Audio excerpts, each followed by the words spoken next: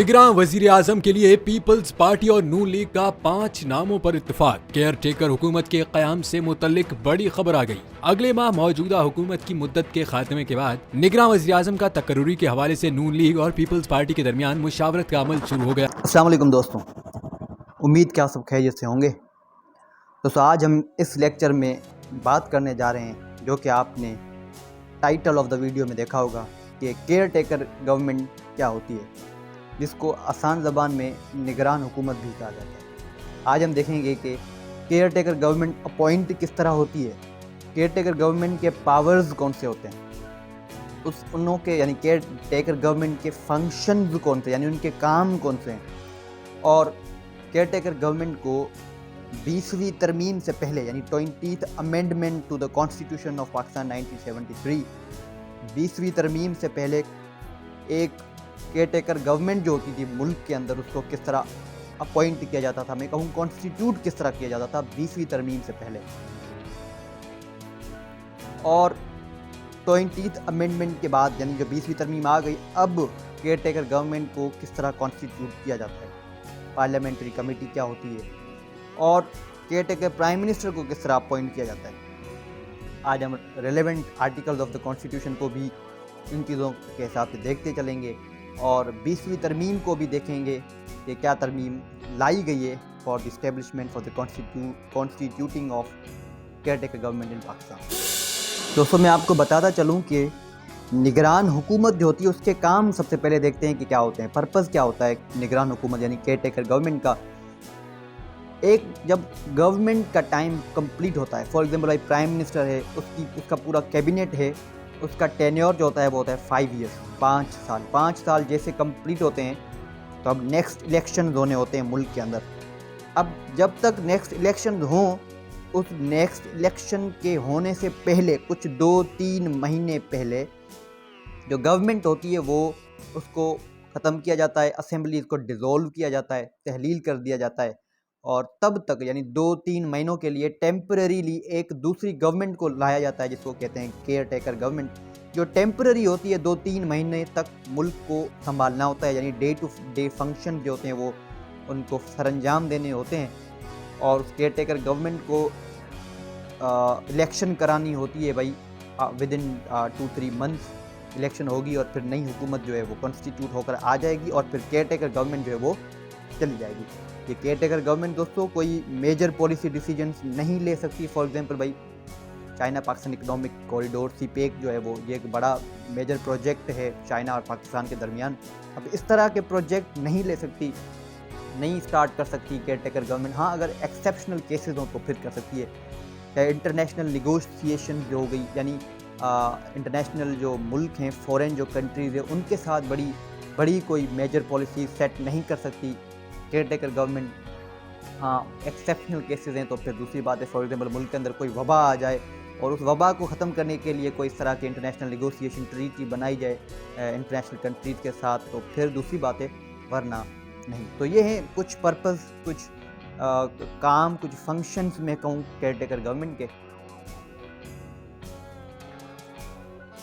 दोस्तों 20वीं तरमीम से पहले 20th अमेंडमेंट 20वीं तरमीम आई थी 2012 में। उससे पहले केयर टेकर गवर्नमेंट को अपॉइंट इस तरह किया जाता था कि भाई प्राइम मिनिस्टर को अपॉइंट करता था प्रेसिडेंट, ठीक है, सदर ममलिकत जो होता था वो अपॉइंट कर देता था प्राइम मिनिस्टर को, केयर टेकर प्राइम मिनिस्टर को, ठीक है। लेकिन अपॉइंट किस तरह करता था, कंसल्टेशन करने के बाद। किससे कंसल्ट करता था, जो इनकम्बेंट प्राइम मिनिस्टर होता था वो।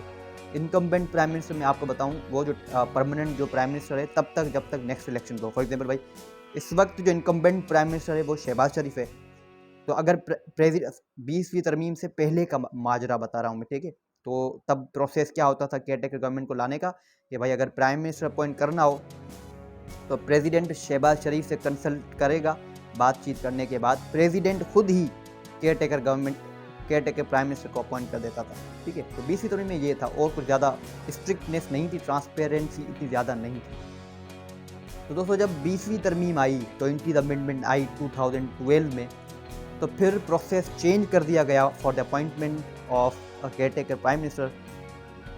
किस तरह अपॉइंट होता था कि भाई किस तरह अब किया जाता है अपॉइंट, कि प्रेसिडेंट दोनों से कंसल्ट करेगा। कौन से? किससे? एक जो इनकम्बेंट प्राइम मिनिस्टर है जो कभी शहबाज शरीफ है, और जो अपोजिशन लीडर है उन दोनों से कंसल्ट करेगा। फॉर एग्जाम्पल भाई, अगर इस वक्त caretaker prime minister appoint करना हो तो किस तरह किया जाएगा कि प्रेसिडेंट आरिफ अलवी बातचीत करेगा किससे? शहबाज शरीफ से, और अपोजिशन लीडर रियाज है उससे। इन दोनों से बात करने के बाद जो भी नाम सामने आएगा उसको अपॉइंट किया जाएगा as a prime minister of Pakistan. ठीक है। लेकिन अगर दोनों यानी प्राइम मिनिस्टर जो इनकम्बेंट है जो कि शहबाज शरीफ है और राजा रियाज जो अपोजिशन लीडर है, ये दोनों अगर एग्री ना हो किसी एक प्राइम मिनिस्टर पे, तो फिर क्या होगा? तो फिर प्रोसेस कुछ दूसरा है। वो प्रोसेस क्या है कि भाई दोनों दो नाम देंगे। शहबाज शरीफ अपने 2 नाम देगा, अपोजिशन लीडर अपने 2 नाम देगा, हो गए 4 नाम। ये दिए जाएंगे पार्लियामेंट्री कमेटी को, जो कि उस तश्कील की जाएगी जो उस वक्त बनाई जाएगी। तो अब आते हैं पार्लियामेंट्री कमेटी पर। दोस्तों, पार्लियामेंट्री कमेटी वो जो कि केयर टेकर गवर्नमेंट को अपॉइंट करेगी, तब जब दोनों इनकम्बेंट प्राइम मिनिस्टर शहबाज शरीफ और जो अपोजिशन लीडर है वो एग्री ना हो किसी एक बंदे पर, दोनों 2 नाम देगी। फिर स्पीकर ऑफ जो नेशनल असेंबली है वो कॉन्स्टिट्यूट करेगा, बनाएगा एक पार्लियामेंट्री कमेटी जिसके अंदर 8 मेंबर होंगे। 8 मेंबर कहाँ से होंगे भाई? 8 मेंबर होंगे अपोजिशन जो होगी, 4 मेंबर्स वहाँ से होंगे, और 4 मेंबर्स ट्रेजरी बेंच से होंगे। ट्रेजरी बेंच का मतलब है गवर्नमेंट, जो कि अभी PDM की है, Pakistan democratic movement.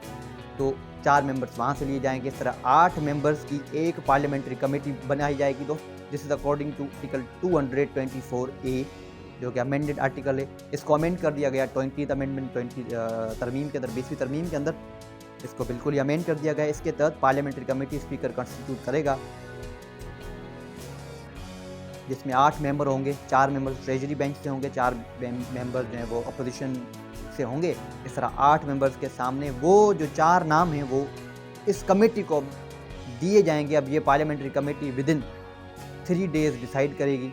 Within 3 days कौन से? जब ये नाम दिए गए उसके बाद 3 दिनों के अंदर डिसाइड करके बताएगी who shell become the prime minister, care taker prime minister for a temporary period till the next election. इस पार्लियामेंट्री कमेटी के अंदर मैंने बताया कि 4 मेंबर्स ट्रेजरी बेंच से होंगे, 4 मेंबर्स अपोजिशन से होंगे। इसी तरह ये मेंबर सिर्फ नेशनल असेंबली के नहीं होंगे, सेनेट के भी मेंबर्स यहाँ पर होंगे।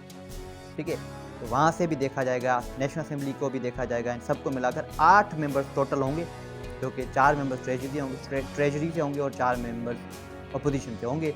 और फिर ये जो पार्लियामेंट्री कमेटी है ये फाइनल डिसाइड करेगी कि केयर टेकर गवर्नमेंट का प्राइम मिनिस्टर कौन बनेगा।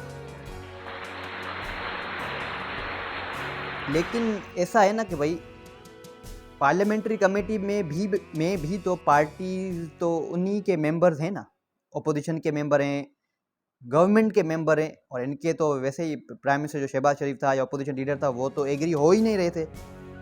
अब अगर सिचुएशन इस तरह हो कि भाई पार्लियामेंट्री कमेटी भी ना सिलेक्ट कर सके, ठीक है, इनेबल हो जाए सिलेक्ट करने में कि भाई who shall be the prime minister care taker, तो फिर पार्लियामेंट्री कमेटी क्या करेगी कि उन्हीं 4 नामों को फिर दे देगी इलेक्शन कमीशन ऑफ पाकिस्तान को कि आप इसको डिसाइड करो कि कौन होना चाहिए प्राइम मिनिस्टर। तो फिर दोस्तों election commission of Pakistan decide करेगी विदिन 2 डेज़। 2 डेज़ कब से? जब से उनको नाम मिले, तो फिर within 2 days election commission of Pakistan उसको डिसाइड करेगी। दोस्तों इसी तरह सिचुएशन है for the appointment of care taker chief minister, यानी CM, सूबे का CM जो होता है उसको भी इसी प्रोसेस के थ्रू अपॉइंट किया जाता है। किस तरह? कि भाई यहाँ पर प्रेसिडेंट है तो सूबे के अंदर गवर्नर होता है, गवर्नर के पास सेम पावर्स होते हैं प्रेसिडेंट वाले सूबे के अंदर, ठीक है। तो गवर्नर जो है वो वहाँ पर इन कंसल्टेशन कंसल्ट करने के बाद किससे कंसल्ट करेगा? वहाँ के जो गवर्नमेंट का जो CM है उससे, जो कि अभी मुराद अली शाह है सिंध के अंदर, और अपोजिशन लीडर से, दोनों से कंसल्ट करने के बाद एक चीफ मिनिस्टर अपॉइंट कर देगा सूबे के अंदर। लेकिन अगर वहाँ पर भी गवर्नमेंट और अपोजिशन ना हो सेटिस्फाइड, तो फिर क्या होगा? फिर वहाँ पर भी सूबे के अंदर भी सिंध असेंबली है जिस तरह, इसके अंदर भी एक प्रोविंशियल असेंबली की कमेटी बनाई जाएगी, जिस कमेटी के अंदर यहाँ पर 6 मेंबर होंगे। पार्लियामेंट में 8 थे, यहाँ पर 6 होंगे, लेकिन ये 6 बराबर होंगे, 3 अपोजिशन से होंगे, 3 यहाँ गवर्नमेंट से होंगे। और फिर ये जो है वो डिसाइड करेंगे कि कौन बनेगा केयर टेकर चीफ मिनिस्टर, ठीक है। लेकिन अगर ये भी फेल हो जाए तो फिर ये नाम देगी इलेक्शन कमीशन ऑफ पाकिस्तान को, और election commission of Pakistan shall nominate select a person concerned for the caretaker chief minister of a province। ठीक है भाई, सीएम को तो हमने अपॉइंट कर दिया, हमने प्राइम मिनिस्टर को भी अपॉइंट कर दिया, लेकिन मिनिस्टर्स को किस तरह अपॉइंट किया जाएगा? तो बात अगर फेडरल लेवल की है तो प्रेसिडेंट वहाँ के प्राइम मिनिस्टर से कंसल्ट करने के बाद खुद ही अपॉइंट कर देगा मिनिस्टर्स को, ठीक है, केयर टेकर मिनिस्टर्स को। बात समझ आई? अब प्राइम मिनिस्टर यहाँ पर अभी कौन है? शहबाज शरीफ, तो इससे प्रेसिडेंट कंसल्ट करेगा और खुद ही मिनिस्टर को अपॉइंट कर देगा, क्योंकि मिनिस्टर का इतना बड़ा रोल नहीं होता, रोल बड़ा जो है वो प्राइम मिनिस्टर और चीफ मिनिस्टर का है। तो इस तरह जो है वो मिनिस्टर्स तो अपॉइंट हो जाएंगे। इसी तरह सूबे में भी ऐसे ही होगा, सूबे में भी गवर्नर कंसल्ट करेगा चीफ मिनिस्टर से, चीफ मिनिस्टर अभी मुराद अली शाह तो इनकम्बेंट चीफ मिनिस्टर से कंसल्ट करेगा, ठीक है, और मिनिस्टर्स जो है वो इस तरह अपॉइंट कर देगा गवर्नर। फेडरल में भी इनकम्बेंट जो प्राइम मिनिस्टर है, इनकम्बेंट प्राइम मिनिस्टर यानी जो अभी हाल ही में जो मौजूद है गवर्नमेंट का प्राइम मिनिस्टर, जो कि अब सीट को छोड़ने वाला है, he is going to be out post, ठीक है, जो सीट को छोड़ने वाला है और अब दूसरा केयर टेकर प्राइम मिनिस्टर आएगा। तो जो पिछला प्राइम मिनिस्टर है यानी जो अभी शहबाज शरीफ है, इससे कंसल्ट करेगा प्रेसिडेंट और मिनिस्टर केयर टेकर मिनिस्टर को अपॉइंट कर देगा। तो सिंपल एक प्रोसेस है मिनिस्टर को अपॉइंट करने का। तो दोस्तों हमने अपॉइंट कर दिया, हमने कॉन्स्टिट्यूट कर दी केयर टेकर गवर्नमेंट को पाकिस्तान के अंदर। अब इनके पावर्स क्या हैं?